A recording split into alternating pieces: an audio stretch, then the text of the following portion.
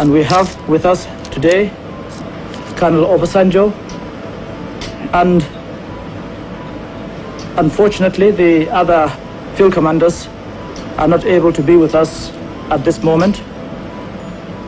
But we have Colonel Obasanjo, who is the commander of 3 Marine Commando, who have been able to capture a number of senior secessionist officers, and he had brought them to Lagos to see us in order to let us have their acceptance of the spirit of one Nigeria.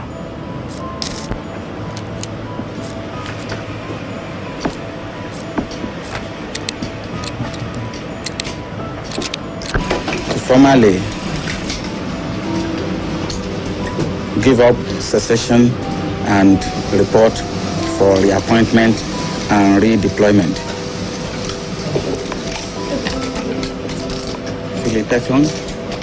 Hello, Your Excellency. Glad to see you again. My pleasure. How are you? Very well indeed. Glad to see you again. Thank you. Patrick Amadi. How are you? Excellency. Glad to see you again. Thank you very much. Glad to see you again. It's an experience. Honestly, glad to see you again. And I would like, therefore, to take this opportunity to say that I, Major General Philip Effiong, officer administering the government of the Republic of Biafra, now wish to make the following declaration. That we affirm we are loyal Nigerian citizens and accept the authority of the Federal Military Government of Nigeria. That we accept the existing administrative and political structure of the Federation of Nigeria. That any future constitutional arrangement will be worked out by representatives of the people of Nigeria. That the Republic of Biafra hereby ceases to exist.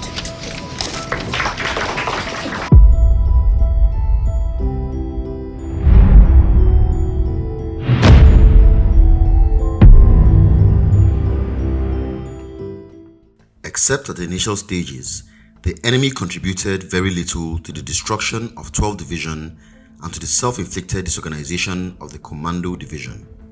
He was therefore able to maintain the momentum of his advance without stopping for rest or reorganization. When the enemy linked up Aba with Umuahia, 12th Commando Brigade was completely cut off, and only the 4th and 8th Brigades of the division managed to cross the west bank of the Imo River. These 2 brigades, then very much depleted, engaged the enemy in bitter battles around Umuahia for 3 days without much success.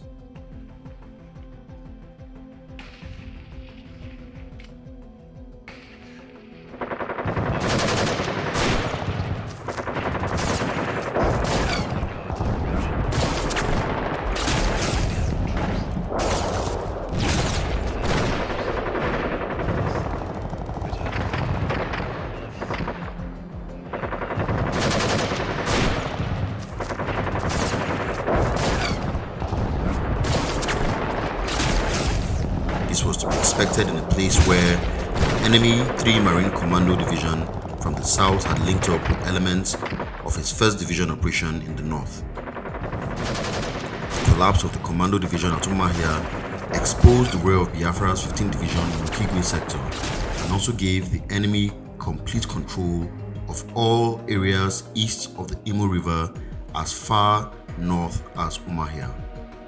The 14th Division was now attempting to take up the responsibility of the disbanded 12th Division as well, and by so doing had become overstretched and by far too weak to fight effectively anywhere. The enemy therefore found little difficulty in moving northwards from Umuahia towards Okigwe using the exposed right flank of the 15th Division. Following 4 days of battles, the whole of 15th Division pulled back behind the Imo River as well. The 73 Brigade under Colonel Ginger, which was still fighting successfully in the area of Uzuakoli, also had to pull back to avoid being cut off. Like the commandos at Umuahia, all attempts by the 15th Division to fight their way back to their trenches around Okigwe town failed. With very little space left in Biafra, all displaced divisions could no longer settle down completely anywhere.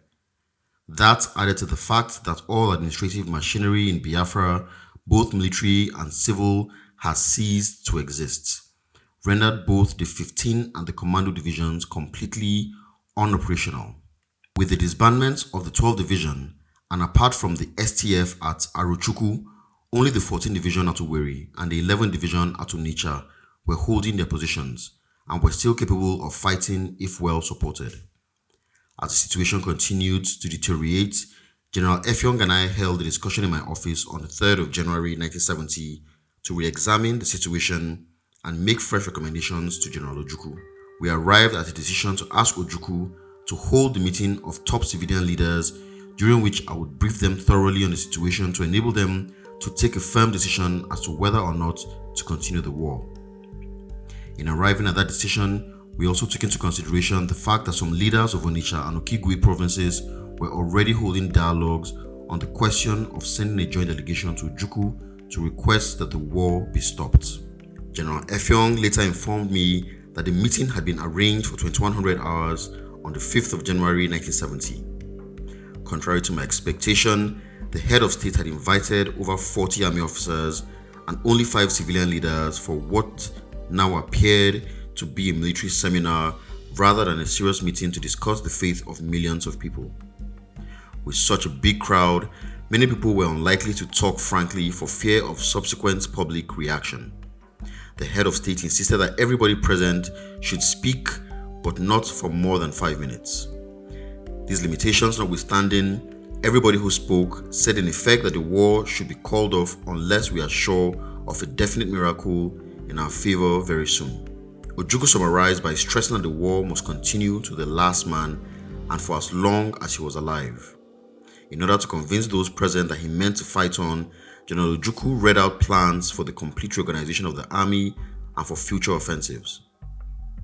He revealed his plan to move 4,000 armed men into Midwestern Nigeria under Colonel Achuzia for an offensive to overrun that region. As the army commander, I knew that such a plan was sheer fantasy in Biafra at a time when it was almost impossible to raise 200 men in a month, not to talk of weapons. Yet we all listened very patiently. Soon afterwards, the story of the planned invasion of Midwestern Nigeria spread like wildfire everywhere, and the morale of the people rose considerably. But for all senior officers who watched what I knew to be the final show, morale was very low indeed when the curtain fell. On the 7th of January, the enemy, with massive ground and air support, launched an attack against the 63 Brigade location at Amala. The brigade, already very much stretched in an effort to cover some of the 12th Division locations, fought surprisingly well to hold the enemy in check for about 4 hours before collapsing under the weight of the attack. Thus, for the first time in 15 months, Biafra 63 Brigade under Colonel Lambert Ihanacho was losing ground, and very fast too, because there was no assistance anyone could render to it. Before long, the advancing enemy got to Okpuala Junction and there split into two.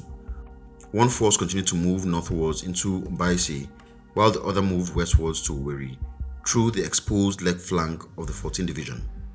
I still had a reserve force of 200 men in my headquarters, but no one, including the head of state, could provide a vehicle and fuel required to move them down to assist the 63 Brigade.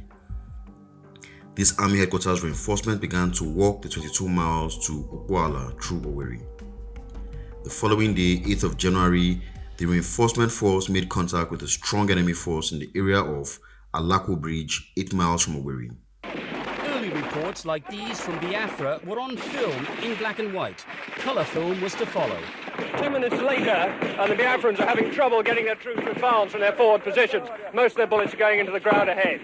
We fought very well, but by last light, the enemy was already at the outskirts of Owerri and was shelling the town. That meant that the bulk of the S Division, deployed over 25 miles south of Owerri, had been cut off without them realizing it. In the absence of wireless communications, transport and fuel, a message which was sent to the division front lines would have taken not less than 4 days to get there. Owerri was evacuating, and that meant the disappearance of the last semblance of the Biafran government. The evacuation was still going on when the enemy entered Owerri on the 9th of January 1970. As a result of the congestion on all roads caused by refugees moving up from Owerri, military operations anywhere within 10 miles from Owerri was impossible. Even in that confusion, enemy jet planes were bombing and strafing all areas around Owerri ruthlessly. I had just returned from Owerri war front on the 9th of January 1970 and was holding a conference with my staff to work out immediate probable moves of the army headquarters when General Effiong came in at 1600 hours to see me. He looked reasonably cheerful when he told me that General Ojukwu would like to see me at once at Nnewi, his hometown. General Ojukwu's house at Nnewi was full of luggages piled high both inside and outside, and there was a big crowd of relatives and close friends. The fact that Ojukwu was in military uniform, which was a very rare occurrence, made me rather suspicious and worried. In a short briefing, General Ojukwu told me in the presence of General Effiong that the Biafran cabinet had taken the decision to send a peace mission abroad the following day, the 10th of January 1970. According to him, the mission, which would include Dr. M.I. Okpara, the political advisor, Mr. N.U. Akpan, the chief secretary of the government, and myself, the general officer commanding the army, would be led by him personally. The peace mission, he added, would be away for 5 to 7 days and only a suitcase each was required by each member of the mission. In my absence, he said, Brigadier Amadi was to act as the army commander. He did not have to say more for me to understand he had finally admitted that the war was lost, even though I would have expected him to have the courtesy of taking me into full confidence at that stage for a change. In spite of the short notice and the extreme vagueness surrounding the peace mission, I was still able to brief a good number of my senior field commanders on the new developments, making it clear that the mission was unlikely to return to Biafra for some time. I was also able to speak to Wing Commander Ezeilu, the Air Force Commander, and Captain Fred Anuku, the Navy Commander, about this peace mission and advise them to endeavor to come out of Biafra in their own interest as soon as Ojukwu was gone. The military officers I spoke to were very glad I was going out on the peace mission because they were sure that if indeed there was still anyone interested in restoring peace to Biafra, I would tell them the true military situation in Biafra for a change. The 10th of January was very chaotic. The enemy was pushing in all directions from Owerri. By 1400 hours, he had got to Amaraka on the Ukigwe Road, only 4 miles from Army Tactical Headquarters at Isu. On the Owerri-Ihiala Road, the enemy had got to Awomama and crossed the Injaba Bridge, thus threatening the Uli Airport. The whole of Mbaise had been overrun, and Colonel Ogonewe, Ojukwu's military assistant, came to see me to report that his entire family at Mbaise, his hometown, was missing. At that stage, the enemy moved everywhere without opposition. Besides, the delay brought about the movement of millions of refugees on the roads. As Isu and Nkweri began to evacuate, I moved down to Nnewi to see the head of state once more and brief him on the situation. At last, and for the first time during the war, he appeared terrified. He wondered if we had not left our departure rather too late and if we could still make it. He advised me to come to the airport with my full escort because he had been reliably informed that certain people were planning to stop us from leaving Biafra. For that reason, I went to the airport with more escorts than I ever used throughout the war. At that stage, I was no longer sure of the nature of our peace mission. My doubts had been confirmed, and I realized that we were escaping Biafra for good. By 2000 hours, the threat to Uli Airport was such that no one was sure it could be used again. While alternative arrangements were being made for a possible use of Uga Airport, the Biafran Air Force confirmed that Uli could still be used. As a precautionary measure, General Ojukwu traveled incognito in a Peugeot 403 car to the airport, while someone else who could pass for him in darkness traveled in his official car. Ojukwu's Peugeot car was parked in a nearby jungle for over 5 hours until the plane was ready to take off at 0300 hours on the 11th of January 1970.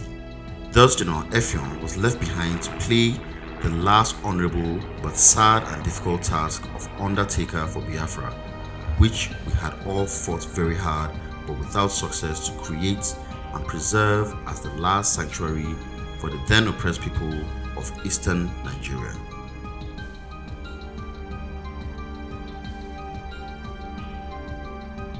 I, Major General Philip Effiong, officer administering the government of the Republic of Biafra, now wish to make the following declaration: that the Republic of Biafra hereby ceases to exist.